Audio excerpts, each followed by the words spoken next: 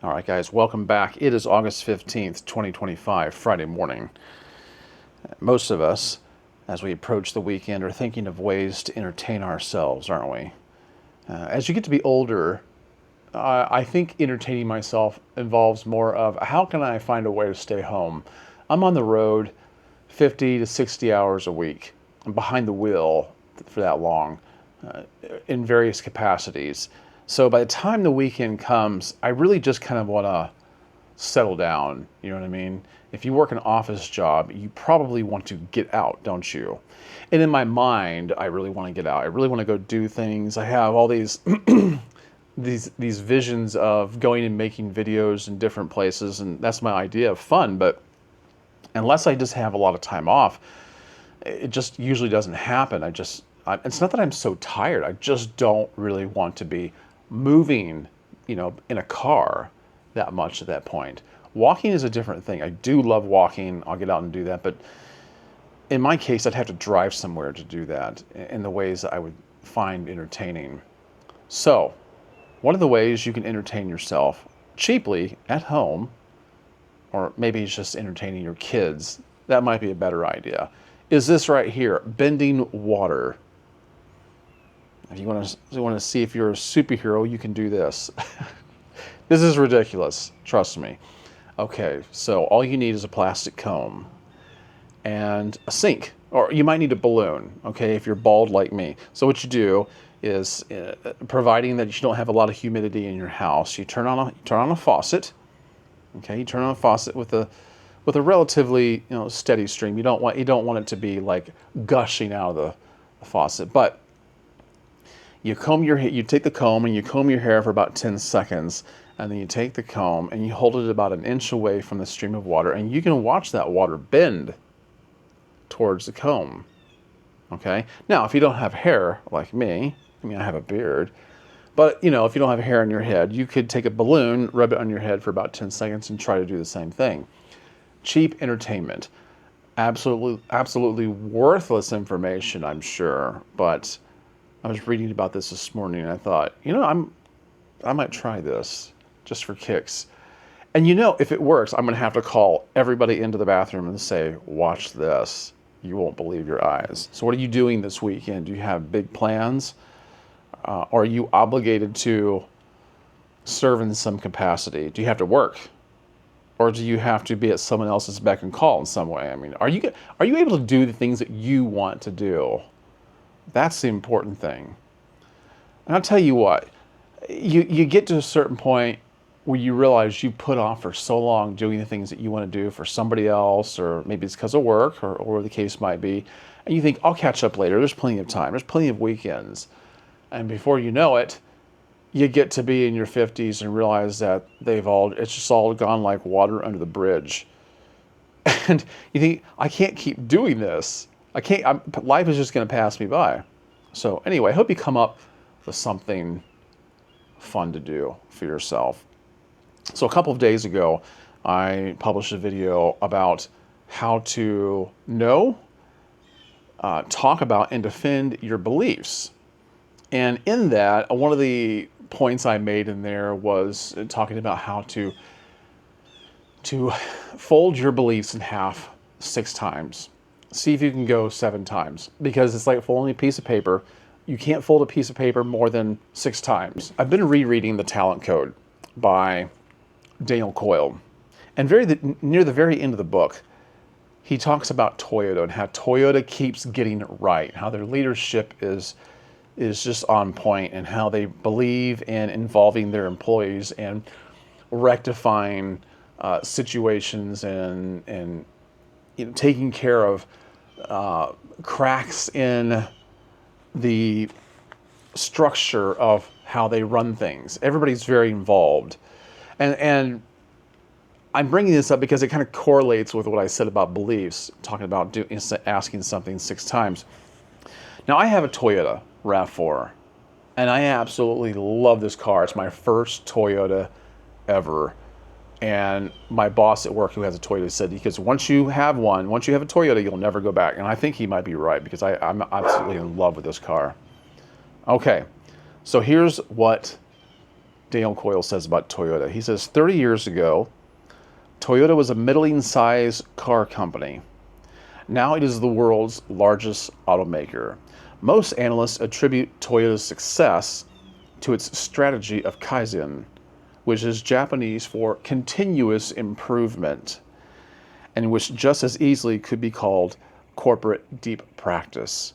Kaizen is the process of finding and improving small problems. Each employee, from the janitor on up, has authority to halt the production line if they spot a problem. Each factory has pull cords on the factory floor called andons. The vast majority of improvements come from employees, and the vast majority of those changes are small. A 1-foot shift in the location of a parts bin, for instance. But they add up. It's estimated that each year Toyota implements around 1,000 tiny fixes in each of its assembly lines, about 1 million tiny fixes overall. That's pretty remarkable, especially since you can attribute it to employee involvement.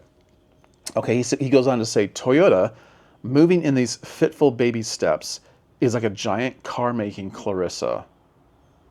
I'm not really sure exactly what that means. I've kind of maybe forgotten if he mentioned that before, what that means. Anyway, he goes on to say, the small changes are like tiny wraps of myelin, which myelin is a common thing he talks about in this, helping its circuitry run a fraction faster, smoother, and more accurately. The sign over the door of Toyota's Georgetown, Kentucky factory puts it in perfect, deep practice language. When something goes wrong, ask why 5 times. When something goes wrong, ask why 5 times. I'm not going to get into what myelin is. It has to do with fibers wrapped around nerves and helping you learn and retain memory of things, muscle memory, stuff like that. I'm not going to get into all that, but let's not miss the forest for the trees. Toyota implements, they have a great system where they have a lot of employee involvement, people on the floor who actually do the work, who knows what's wrong. They see what goes wrong when it happens, and they know how to correct it. And I think that's brilliant. And if we could all have that in our workplace, right? Now, I'm not saying you should go to your workplace and try to get them to implement this, because they probably won't, if they don't already. Most of the time, they'll ask for your input, but they only want you to think that you're involved, correct? That's generally how it goes, even at my workplace. But we can do this in our own personal life. When something goes wrong in your life, what do you do about this? Well, the smart thing to do is ask why 5 times. And the whole reason I brought up the video I published a couple days ago is because I talked about, if you want to know what you believe, ask why 6 times. And so this kind of goes right along with it. I love that, how numbers are used, and I try to discover the commonalities and the deep meaning behind all of it. But this has to do with deep practice. This has to do with resolving problems and issues and getting better, continuous improvement. So let that stick in your craw. Think about it, ruminate on it, and consider doing that. So the opportunities will arise. It's not like, well, I don't know if I'm gonna get I don't know if I'm gonna get the chance to do that. Yes, you will. Absolutely. Probably today. So ask why 5 times. Now, I will say, I also read that Toyota has acknowledged that the plural of Prius is pre. Once again, totally meaningless trivia. All right, I had watched a video some time ago on Instagram. It's just a reel. It's not long content. But in this video, and you might have seen it, it's called "How to Pick Up a Duck." And the tip. I'm sorry, I can't really talk. My mouth is dry. The particular reel that I'm referring to is labeled Part 3. I didn't watch Part 1 and 2. I don't even know there's more than Part 3. But this guy talks about how to pick up a duck. So a literal duck, like a Peking duck. So he's walking behind it and he's talking as he's doing it. He says, well, if you've ever wanted to pick up a duck, here's what you don't do. These are the common mistakes. If you find yourself walking behind a duck, that's your first problem. And you can't chase a duck. You'll never be able to catch it. They don't want to be chased. So you have to get in front of the duck. And then you have to introduce yourself by name to the duck. And then what you do is you put your hand, you scoop your hand underneath its belly, and you just lift straight up. And he demonstrates this, which it is really interesting. I do actually want to try this. We have plenty of ducks here in Lakeland. All I have to do is go down to Lake Morton, and there's loads and loads of them. So, yeah. No, okay, so if this begs the question, why do we need to know this? How many people do you see trying to pick up ducks? Okay, so there are people out there that are willing to teach you things that you never asked to be taught, right? And then they'll give you these ridiculous instructions, like introduce yourself by name. And you have to treat them almost as if they're human children, right? But then what do? We always think to ourselves, I have got to try that.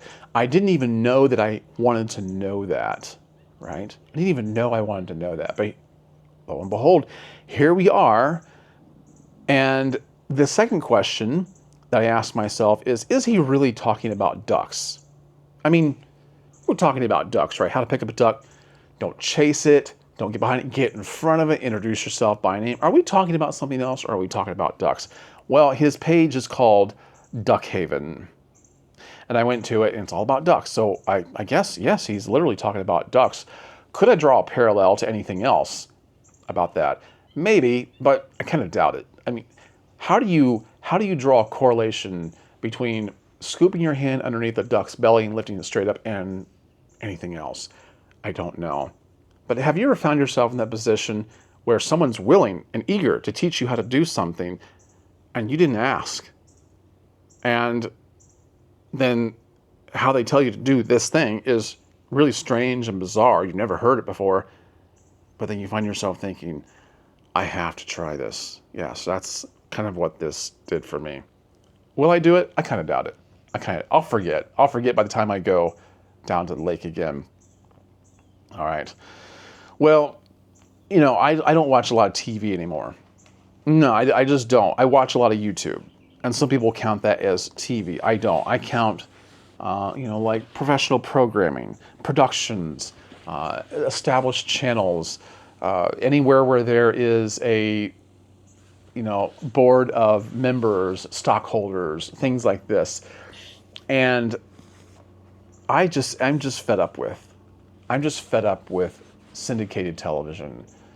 And I remember when Discovery Channel was fun to watch.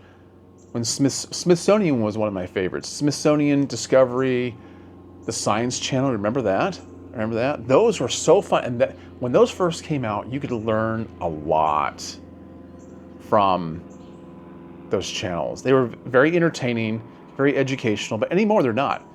So all you have to do is go to TLC, the Learning Channel, and look at their lineup. These are actual names of shows.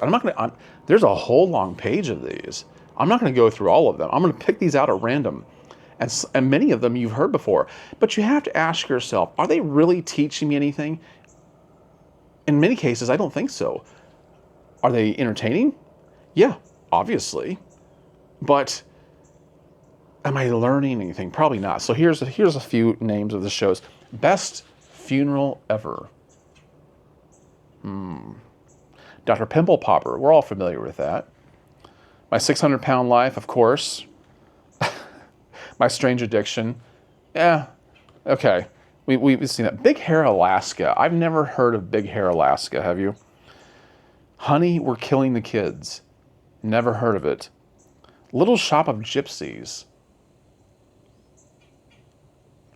I eat 33,000 calories a day.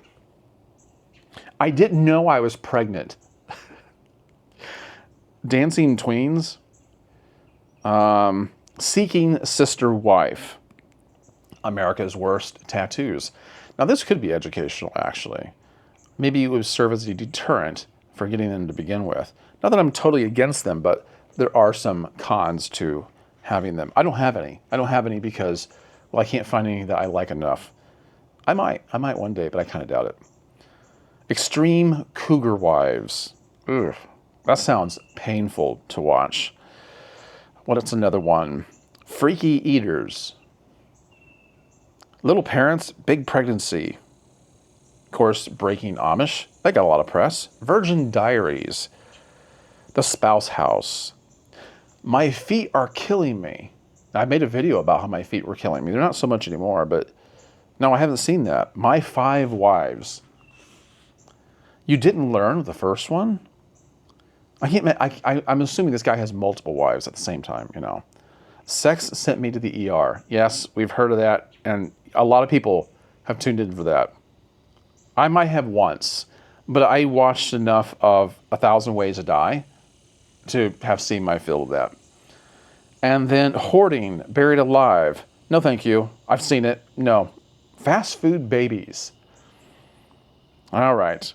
Enough of that. Except maybe for this last one. Living for the Apocalypse. Oh, no. Potty Power. Potty Power is in here. I didn't even know that was a thing. Why? Why would he want... Former smokers. Okay, I got to stop. Former smokers. No, I think that's enough of that. Enough of that. So I was perusing Instagram the other day, as I usually am. Listen, Instagram provides endless fodder for content, right? I mean, it is content, and then it's very shareable, and then I can regurgitate on here. Here's one I had not seen before. This is a newspaper clipping from 1997. Now, living in Florida, we have quite a reputation here for really weird, strange, kooky people. And there's a whole thing about the Florida man, right? Well, this is about the Florida couple. I don't know why the Florida man himself is singled out, because the women are just as nuts as the men are. Well, here's an article, a short article from 1997, and I thought this was absolutely hilarious. It's weird, but it gets weirder and weirder down to the very last sentence. Here's what it said. Florida couple arrested for selling tickets to heaven. Have you heard of this? Okay, here's what it says. A couple in Florida, Tito and Amanda Watts, were arrested a few days ago for selling golden tickets to heaven to hundreds of people. They sold the tickets on the street for $99.99 per ticket, told buyers the tickets were made from solid gold, and that each ticket reserved the buyer a spot in heaven. Simply present the ticket at the pearly gates and you are in. Okay. Simple scheme. Probably a lot of gullible people fall for it. And as you'll see, they did. Tito Watts said in his police statement, "I do not care what the police say. The tickets are solid gold. And it was Jesus who gave them to me behind the KFC and told me to sell them so I could get me some money to go to outer space." I met an alien named Stevie who said if I got the cash together, he would take me and my wife on his flying saucer to his planet that is made entirely of drugs. This is very Polk County, by the way.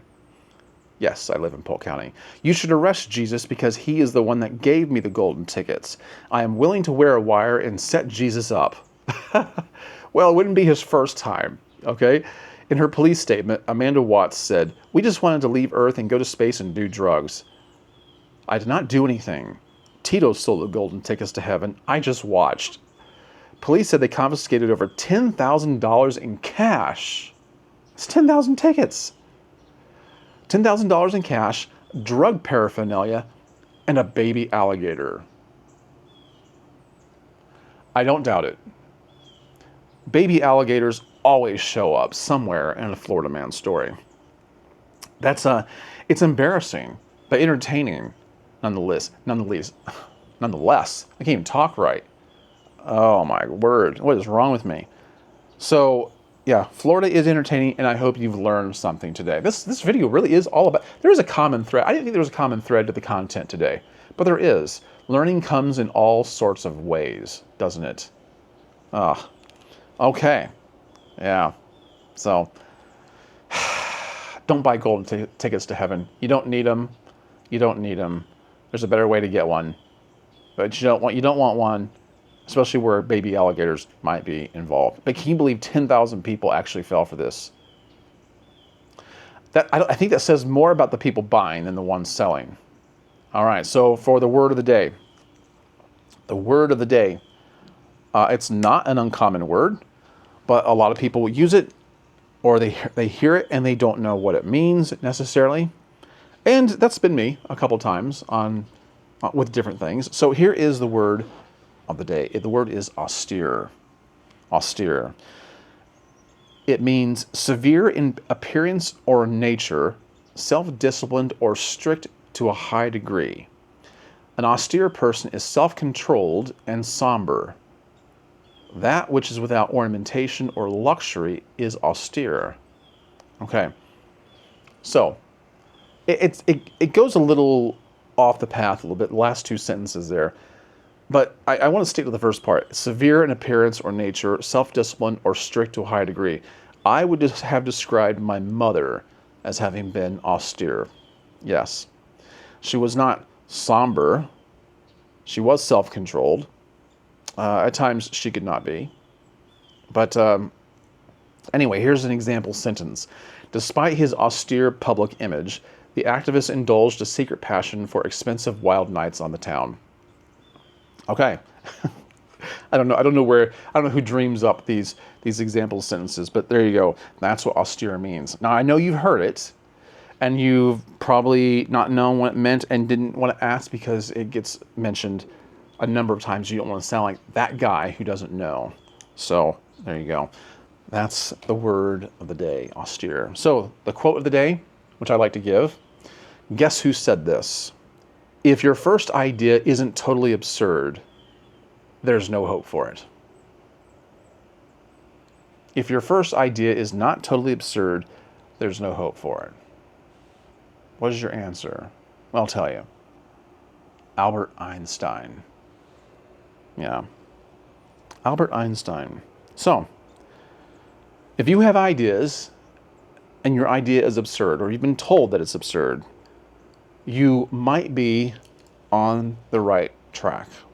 In fact, if it's not absurd, you might want to recalculate and approach it from a different angle.